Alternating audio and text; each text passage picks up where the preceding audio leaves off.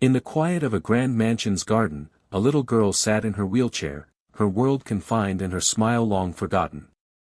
She was the daughter of a wealthy millionaire, paralyzed and lonely despite all the luxuries around her. One evening, under the faint glow of garden lights, a poor boy from the neighborhood slipped inside. His clothes were worn, his feet bare, but his heart was full of something money couldn't buy: kindness. He began to dance around her, twirling, spinning, moving with a rhythm that made her eyes light up. She clapped her hands, giggling with a joy her father hadn't seen in weeks. For the first time, she felt alive, as if she was part of the dance itself. But what neither of them knew was that her father stood watching from the balcony above. At first, anger and suspicion filled him.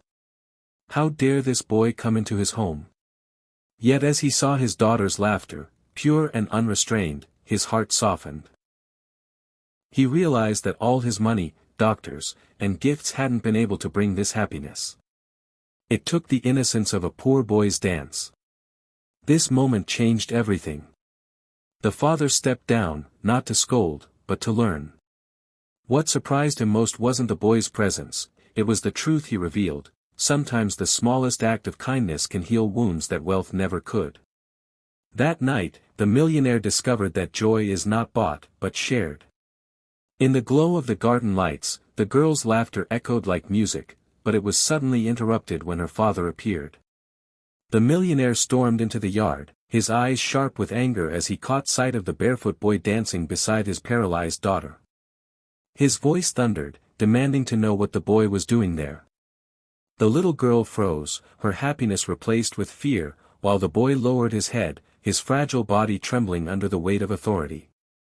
Yet despite his fear, he did not run.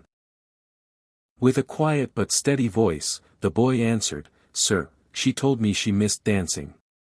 I know I don't belong here, but I just wanted her to feel happy again."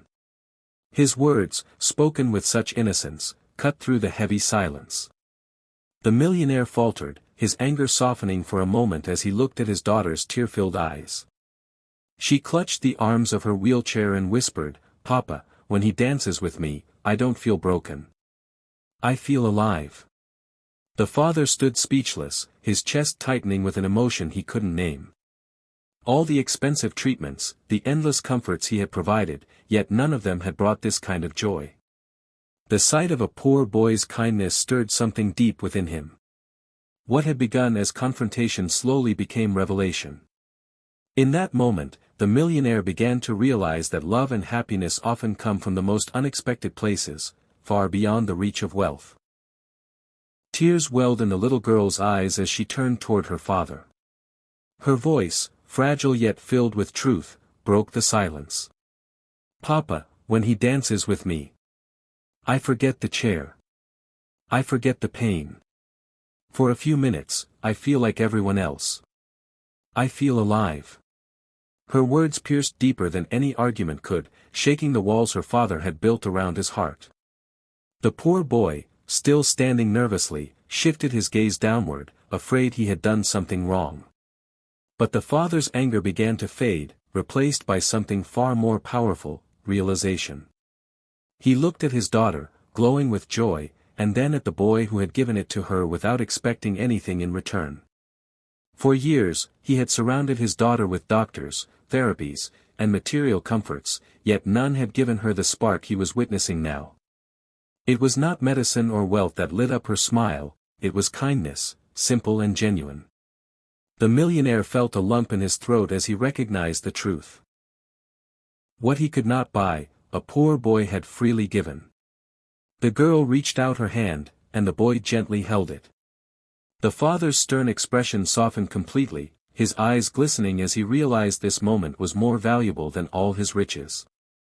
In that revelation, he discovered that sometimes the greatest gifts in life are not purchased, but shared from the heart. The silence in the garden lingered until the father finally took a step closer. Instead of sending the boy away, he surprised them both with a calm voice. "Go on, show me," he said. The boy looked up, uncertain, but the daughter's face brightened with hope. Slowly, he began to move again, guiding the wheelchair in gentle circles, spinning around her as though she was his dance partner. He clapped, twirled, and bowed, making her laugh until her cheeks glowed. The millionaire stood still, watching with a heaviness in his chest. Each turn of the boy's feet and each sparkle in his daughter's eyes chipped away at the wall he had built with pride and wealth. He had given her every luxury, but it was this simple dance, a gift from a child who had nothing, that gave her the happiness she craved. The girl lifted her hands as if reaching for the stars, her laughter ringing through the night air. Faster, faster, she giggled, and the boy spun her chair with a playful flourish, moving as though they were both free of limits. For the first time in so long, her joy was pure, unshaken by sadness. The father's eyes softened. His heart, once hardened by fear of losing her, finally surrendered to the truth before him. Sometimes love, joy, and hope are found not in grand gestures, but in the simplest acts of compassion. And in that moment, he no longer saw a poor boy trespassing, he saw a miracle unfolding. When the dance ended, the garden was filled with silence, broken only by the sound of his daughter's soft laughter. The boy stepped back, nervous once again, unsure if he had crossed a line. But instead of anger, the millionaire placed a gentle hand on his shoulder. His voice, trembling with emotion, carried more warmth than he had shown in years. "Son, you've given my daughter something I could never give her. You've given her back her smile." The girl's eyes sparkled as she reached out for both of them, her small hands bridging two worlds, one of wealth, and one of struggle. The father knelt beside her wheelchair, tears glistening as he whispered, "Thank you, for reminding me what truly matters." Turning to the boy, he asked about his life, and soon learned of the hardships he endured: no proper home, no school, yet a heart so full of kindness. Without hesitation, the millionaire made a decision. "From today, this house is open to you. I'll make sure you study, and I'll help you chase your dreams." The boy's eyes widened in disbelief, unable to speak, but the daughter clapped with pure delight. Years later, that same boy stood tall on a stage, a dancer admired by thousands. As the curtains rose, he dedicated his first performance to "the little girl who once taught me that true dancing comes from the heart."